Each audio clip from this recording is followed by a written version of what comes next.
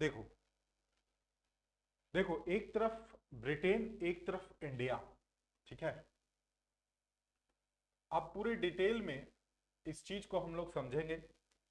जो एनसीईआरटी का जो चैप्टर है टोटल, ठीक है, उन सारे चैप्टर में चैप्टर नंबर 3 हम लोग देख रहे हैं, ठीक है।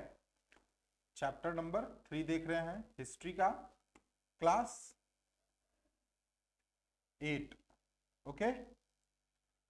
अब देखो, मैंने आप लोगों को बताया था कि जब अंग्रेज, ठीक है, इवन अंग्रेज कहें या यूरोपीय कह दे ज्यादा अच्छा है ना, पुर्तगाली, डच, अंग्रेज, फ्रांसीसी, भारत में जब उनका आगमन प्रारंभ हुआ, विभिन्न क्षेत्रों में उन्होंने किलाबंदी प्रारंभ किया, फैक्ट्री स्थापित करना प्रारंभ किया, यहां के राजाओं को संतुष्ट करना प्रारंभ किया, ठीक है। लेकिन इसी बीच हम लोग देखते हैं कि अकबर के दरबार में सर थॉमस रो आते हैं, और भी लोग आ रहे हैं, ठीक है। अब इसमें जहांगीर क्या होता है, एक बार खदेड़ देते हैं ये लोग को, ठीक है, क्योंकि जहांगीर चीजों को अच्छे से समझते हैं कि ये आ रहे हैं, मतलब यहां जरूर गड़बड़ करेंगे ये गोरे लोग, ठीक है।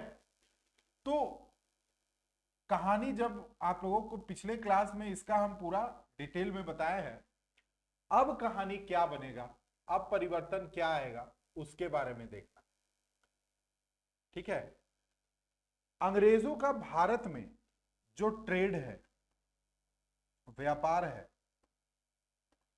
वो फलने फूलने लगा, ठीक है, वो अच्छे तरीके से आगे बढ़ने लगा।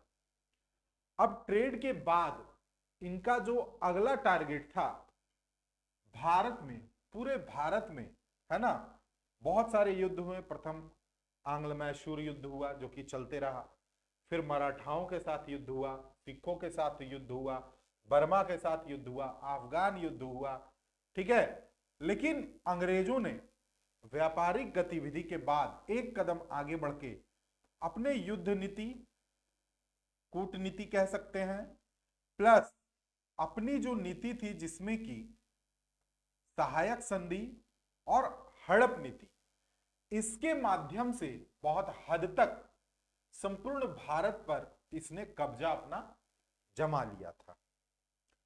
चैप्टर नंबर 3 किस बात का आगाज है, चैप्टर नंबर 3 इस बात का आगाज है कि अब अंग्रेज आर्थिक रूप से शासन करना चाहते थे, है ना। कैसे? आर्थिक रूप से शासन करना चाहते थे।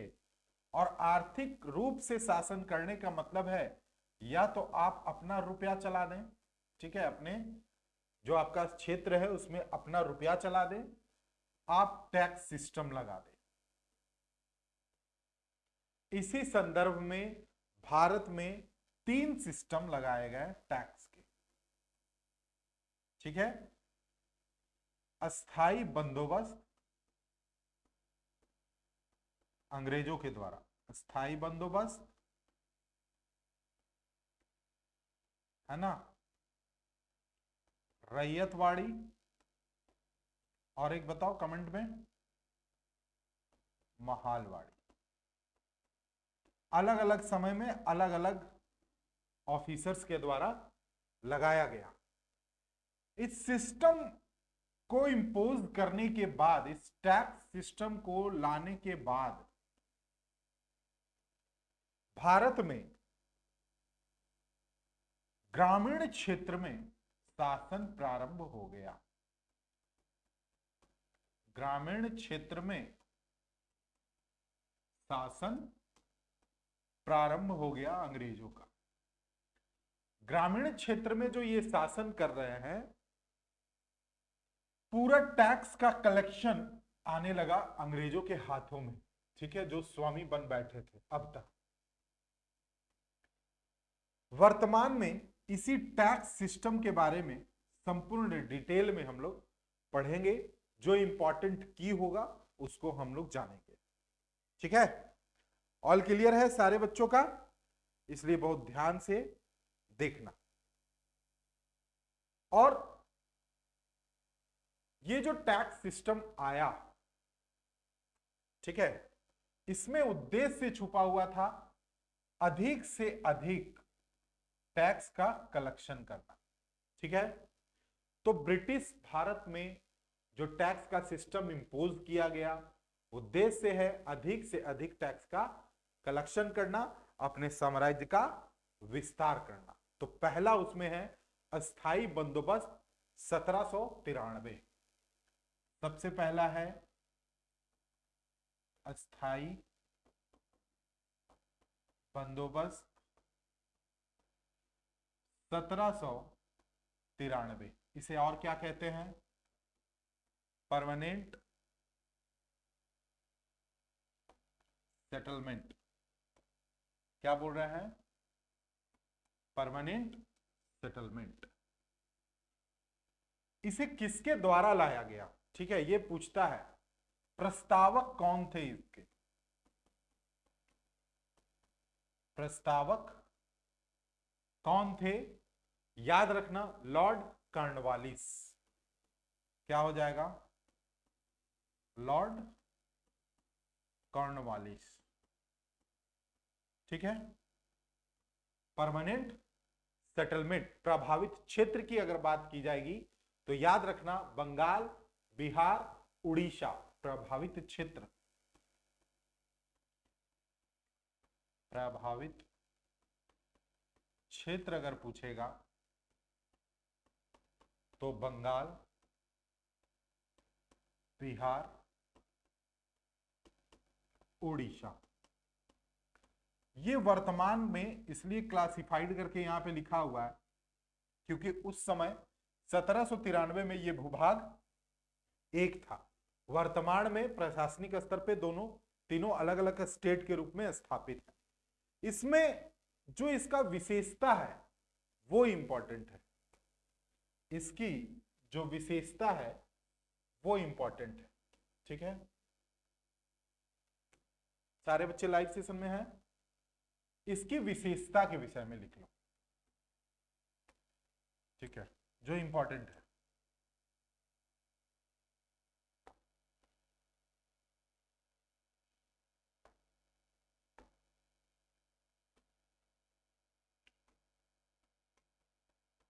विशेषता,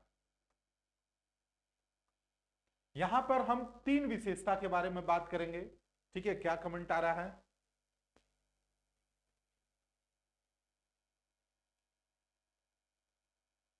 सर जो ये 3 पॉइंट्स लिखे हैं थोड़ा उसके बारे में बता दीजिए। उसी के बारे में बता रहे हैं ना, उसी के बारे में अभी डिटेल में जा रहे हैं ना।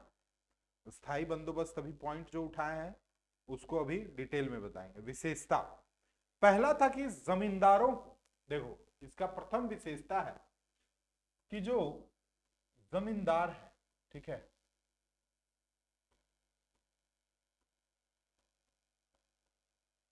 जमींदारों को भूमि का स्वामी बनाया गया। जमींदारों को भूमि का स्वामी बनाया गया। जमींदारों से डायरेक्ट, जमींदारों से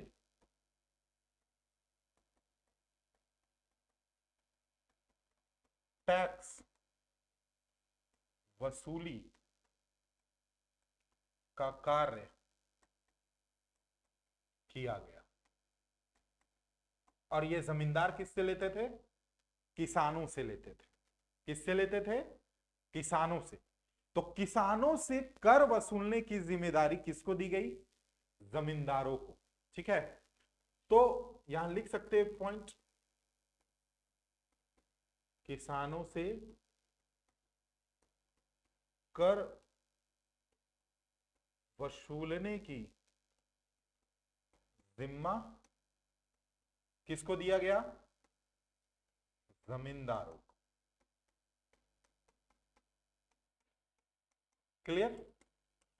ये 3 पॉइंट इंपॉर्टेंट। कर की दर अस्थायी रूप से इसमें तय कर दी गई थी, इसीलिए अस्थायी बंदोबस्त कहते हैं। कर की दर स्थायी रूप से तय था 50%। अब इसका विशेषता ये समझे, अब आप समझेंगे इसका परिणाम। क्या समझेंगे? परिणाम। इस सेटलमेंट के माध्यम से जमींदारों का शोषण किसानों के प्रति बढ़ा, यानी कि किसानों का शोषण में वृद्धि, उनकी जमीनें जब्त की जाने लगी, है ना। सेठ साहूकार जो इसमें ब्याज दर लगाते थे, उच्च लगाते थे, और आदिवासी रिवॉल्ट भी हुआ। ठीक है, तो जमींदारों ने उच्च कर वसूला, जमींदारों ने उच्च कर वसूले, सेठ साहूकारों के द्वारा उच्च ब्याज दर में रकम दी गई किसानों को, उच्च ब्याज दर में रकम दी गई। ठीक है, जिससे फिर यही ब्याज और मूलधन किसान वापस नहीं कर पाते थे, तो किसानों की जमीन क्या की जाती थी? जब्त कर ली जाती थी जमींदारों के द्वारा या तो सेठ साहूकारों के द्वारा। और इसी का परिणाम था कि कृषि उत्पादन तो प्रभावित हुआ ही हुआ। ध्यान से सुनना, कृषि उत्पादन तो प्रभावित हुआ ही हुआ, आदिवासियों के क्षेत्र में आदिवासियों के द्वारा आंदोलन भी हुआ। एनी प्रॉब्लम यहां पे? किसी को कुछ समझने में कोई प्रॉब्लम हुआ यहां पे? तो यहां पे कमेंट करोगे। ठीक है, 8 चैप्टर का बनाओ जहां तक पढ़ा है जासू।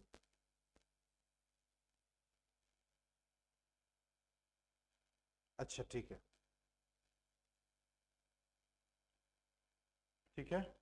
अभी देखो यहां पर ये जो मैंने तुम्हें बताया, इसको अगर तुम पॉइंट में समझना है, ठीक है, ये तो पॉइंट में ही बताया, यहां पे अगर आपको समझना है तो सिंपल ऐसे समझो, ये है अंग्रेज, ये है अंग्रेज, और ये है जमींदार। ठीक है, ये है कौन? जमींदार। और यहां पे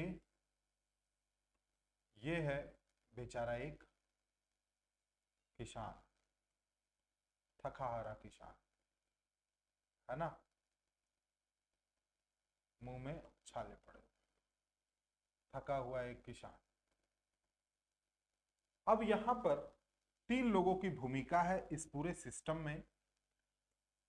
1793 में कॉर्नवालिस के द्वारा एक टैक्स सिस्टम लाया जाता है जो बिहार, उड़ीसा और बंगाल के क्षेत्र में इंपोज किया जाता है।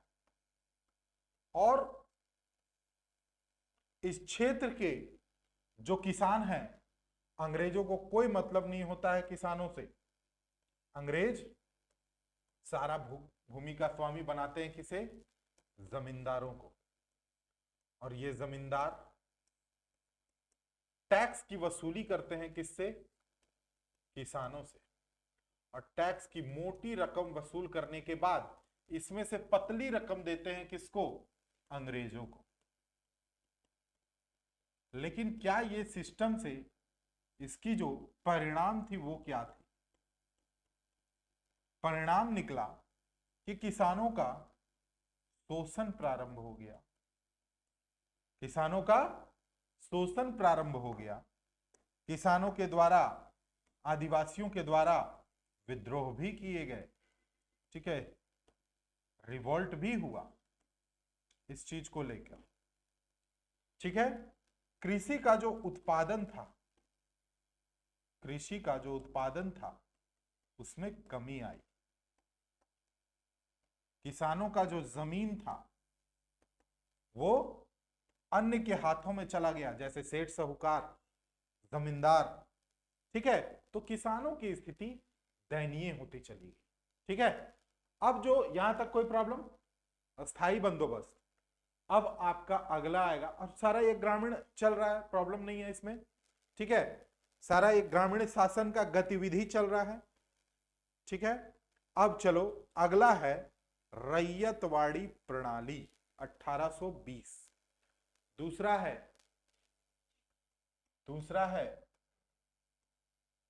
रैयतवाड़ी प्रणाली, रैयतवाड़ी प्रणाली 1820। ये किसके द्वारा लाया गया, इसके प्रस्तावक कौन थे, कमेंट कर सकते हो। इसके प्रस्तावक थे थॉमस मुनरो और कर्नल रीड। थॉमस मुनरो और रीड, ये याद रखना। ठीक है, ये पूछता है। हाँ, इसका प्रभावित क्षेत्र क्या था, प्रभावित क्षेत्र क्या है। प्रभावित क्षेत्र अगर पूछा जाए तो मद्रास, बॉम्बे और वर्मा। क्या हो जाएगा, मद्रास, बॉम्बे, वर्मा। ठीक है, यानी असम के आसपास वाला क्षेत्र। भारत में जो ये सिस्टम लगाया गया है, 3 सिस्टम के बारे में जो मैं कह रहा हूं, तो इस वाले जो रैयतवाड़ी क्षेत्र है वो ये है। जो मैंने अभी अस्थाई बंदोबस्त बताया, उसका जो एरिया है वो ये एरिया है। ठीक है, और ये जो रैयतवाड़ी है, मैंने क्या बताया, बॉम्बे के क्षेत्र में, असम के क्षेत्र में, वर्मा के क्षेत्र में, मद्रास के क्षेत्र में। ठीक है, यहां पर तो लिखिए प्रभावित क्षेत्र बॉम्बे, मुंबई बोलते हैं उस समय, बॉम्बे, मद्रास। समझ में आ रहा है, कोई प्रॉब्लम। असम और वर्मा।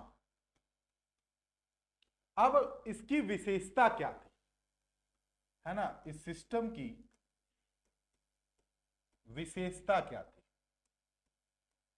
क्लियर। इस वाले क्षेत्र,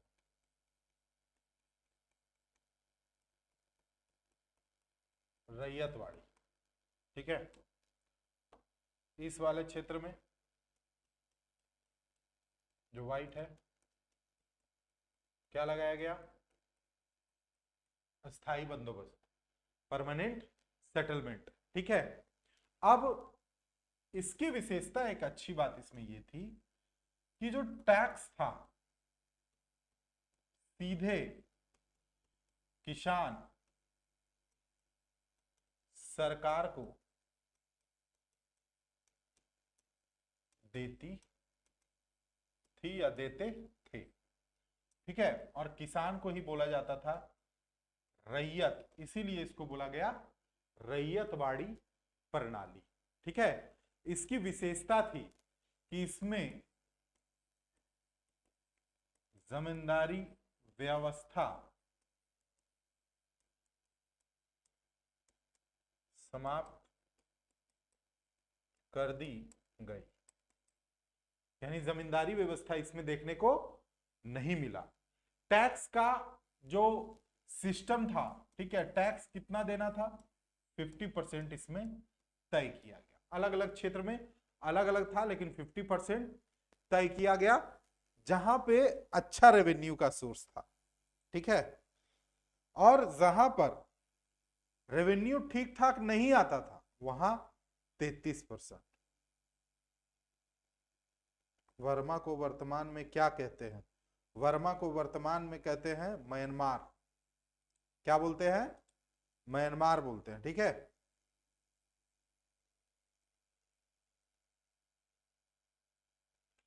लेकिन इतना पढ़ने के बाद इस सिस्टम की भी अपनी एक सीमा है, यानी कि विशेषता आपने देखा, प्रभाव देखिए, ठीक है, प्रभाव। इस सिस्टम में किसान से अकाल या सूखा की स्थिति में जबरन कर वसूला गया। किसान टैक्स के बोझ तले दब गए। किसानों ने कर देने हेतु साहूकारों से ब्याज में रकम लिया, लेकिन इसका किसानों के द्वारा जब नहीं चुकाया जाने लगा, तब इनकी जमीनें या इसकी जमीन हस्तांतरण हो गई।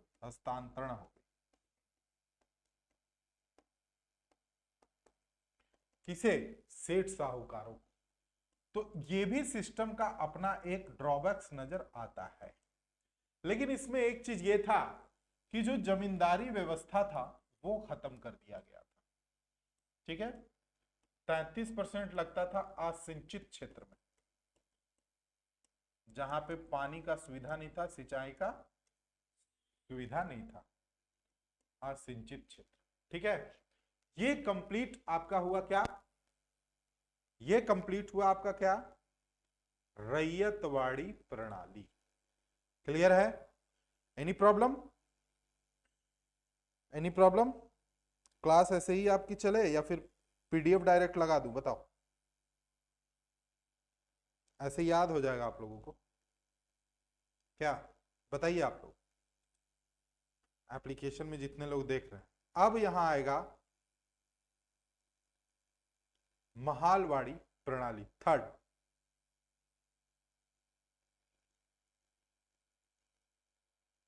ऑल क्लियर है? ठीक। अगला है महालवाड़ी प्रणाली। अगला है, ध्यान से देखना, तीसरा, ठीक है।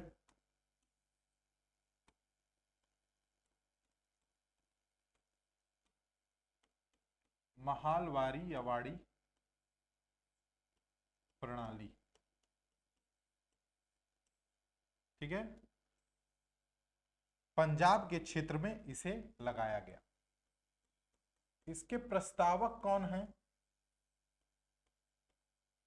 ना? संशोधन के बाद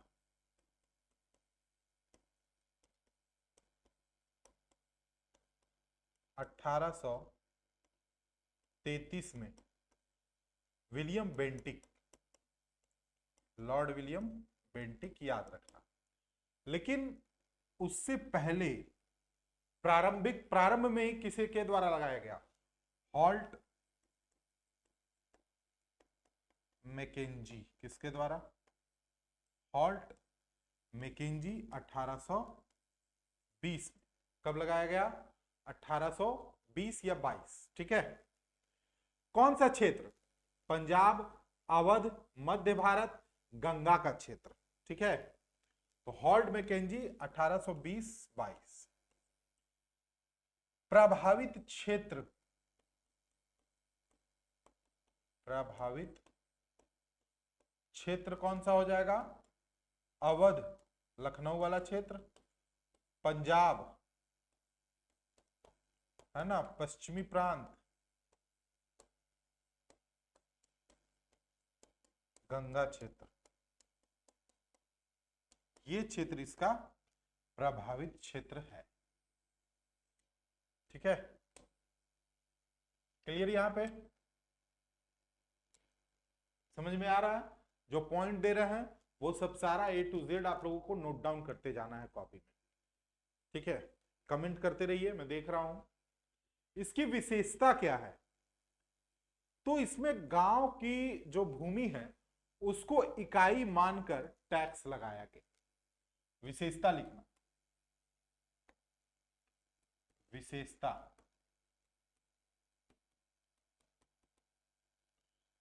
गांव का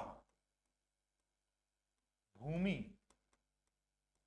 यानी गांव की भूमि को यूनिट माना गया, यानी इकाई माना गया और उसमें टैक्स लगाया गया। ठीक है, गांव की भूमि को यूनिट इकाई माना गया और उसमें फिर टैक्स लगाया गया। ठीक है, राजस्व की जो जिम्मेदारी है वो गांव के प्रमुख को दी गई। ठीक है, ये भी पॉइंट, गांव के मुखिया प्रमुख, है ना, गांव के मुखिया या प्रमुख को राजस्व वसूली का भार दिया गया। मान के चलो ये जमींदार से जिस तरह लिया जाता था उसी तरीके से गांव के मुखिया से लिया जाएगा और गांव को एक यूनिट माना गया। ठीक है, राजस्व को समय समय पर संशोधित इसमें किया जाता था। राजस्व को समय समय पर संशोधित किया जाता था। ठीक है, no problem, no sir. Sir समझ में आ रही है? All clear? ठीक है, ठीक है। तो इसमें जो गांव का मुखिया है उससे राजस्व की वसूली की जाती थी। अब सवाल यह है कि इसका परिणाम क्या आया। ठीक है, इसका परिणाम क्या आया? एक चीज और है इसमें कि समय समय पर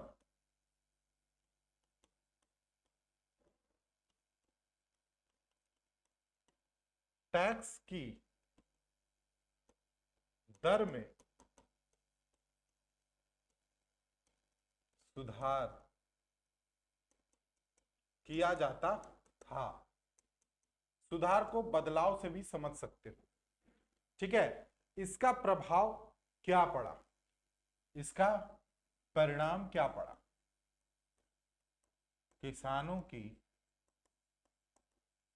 स्थिति में गिरावट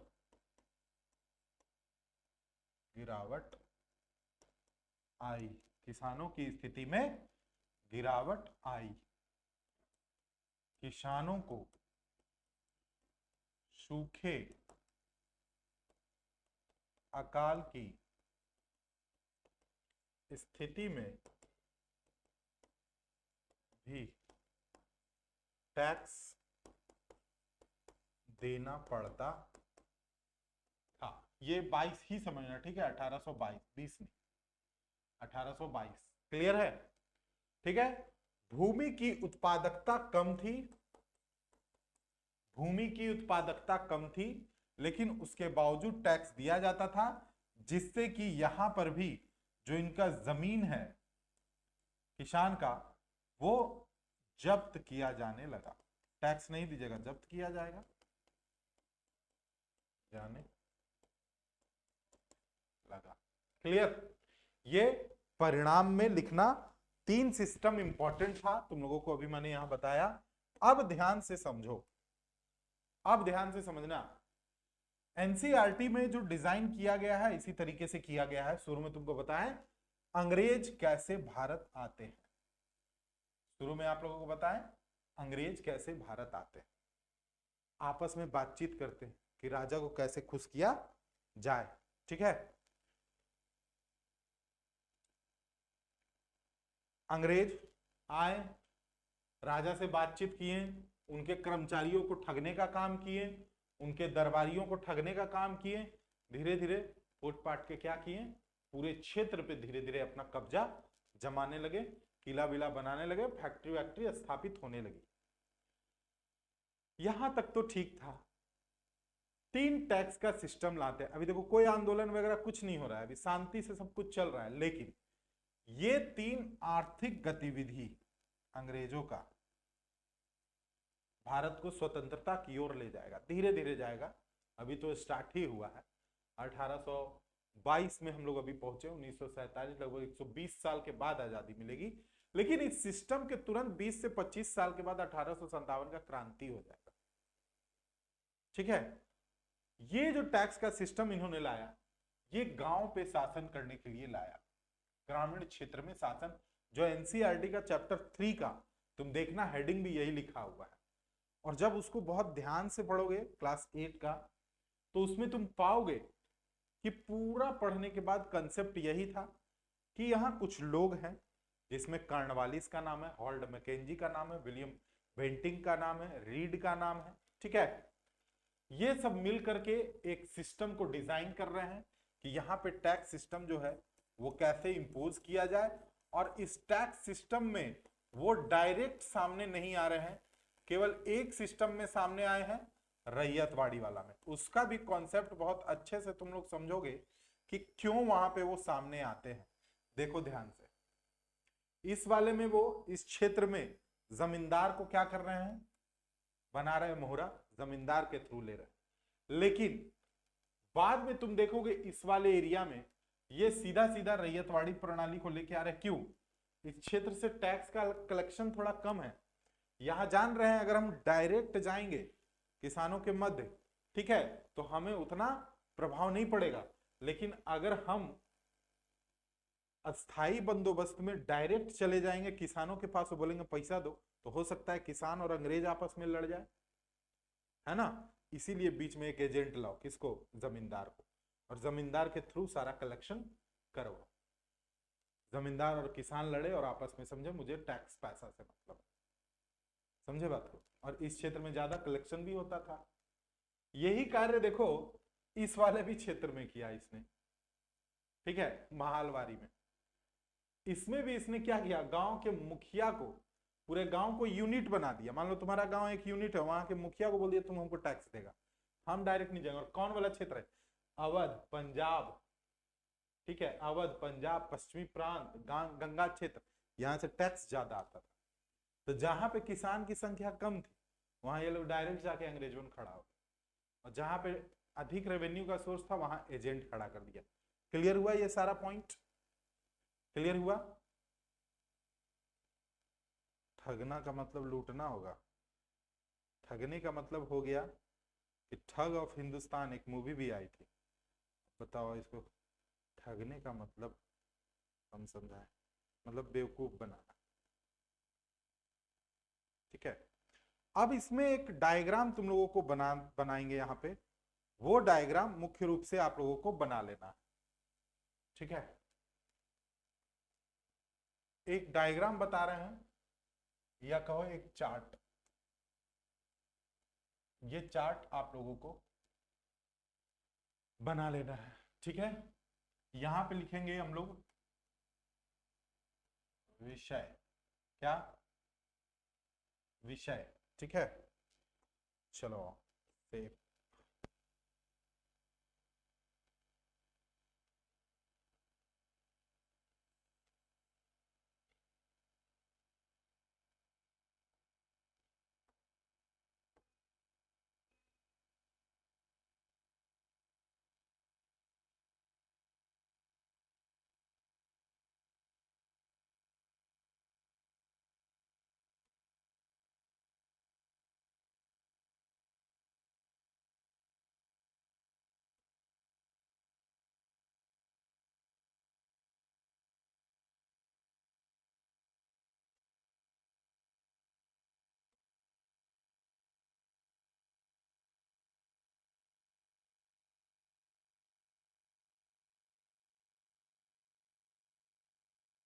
अब इसमें जो ये चार्ट है, ठीक है, इस चार्ट को आप लोग क्या करेंगे, नोट डाउन कर लेंगे,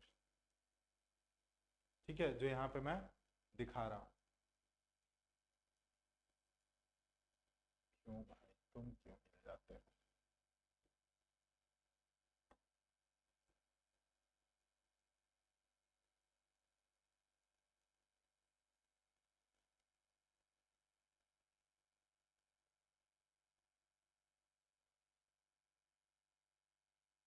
ठीक है, इसका 4 पार्ट है। सबसे पहले प्रणाली में लिखना है, यानी कि विषय में स्थाई, रैयतवाड़ी, महालवाड़ी, एक चार्ट में सब कुछ है ना। स्थाई बंदोबस्त, स्थाई बंदोबस्त, ठीक है, महालवाड़ी, रैयतवाड़ी, ठीक है, विषय, फिर लागू करने की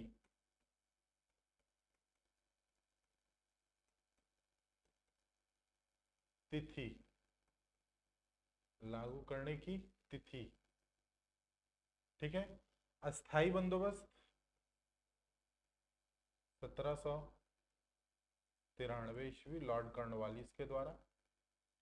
महालवाड़ी, रैयतवाड़ी, रैयतवाड़ी कब आ रहा है और महालवाड़ी कब आ रहा है, तो 1822 और 1833 दो तिथि रैयतवाड़ी के लिए आपका जो है, ये सॉरी महालवाड़ी के लिए आपको याद रखना है, ठीक है, 1820 और 1822, लेकिन 33 भी याद रखना है। 1820 रैयतवाड़ी और 1822 और 1833, क्योंकि 2 बार इसमें एक बार संशोधन होता है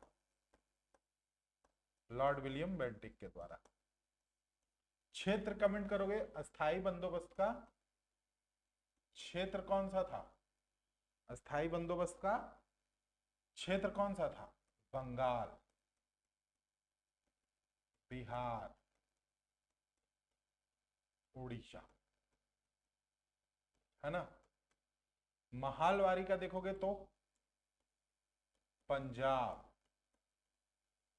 अवध, है ना, गंगा क्षेत्र, पश्चिमी प्रांत, इसमें असम, बॉम्बे, है ना, वर्मा, ये सब क्षेत्र, मद्रास, ठीक है। बाकी इसमें विशेषता में आपको मैंने पढ़ाया है वो डालेंगे आप लोग, और प्रभाव में भी डालेंगे जो मैंने आपको पढ़ाया है। क्लियर, क्लियर हुआ, ठीक है।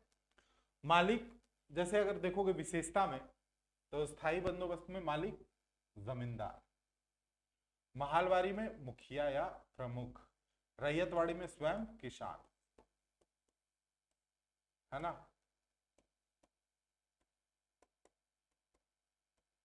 जमींदार, ठीक है। ये मिलते हैं फिर हम लोग अगले वीडियो में नए टॉपिक के साथ। Thank you. किसी का कोई सवाल है तो पूछ सकते हो।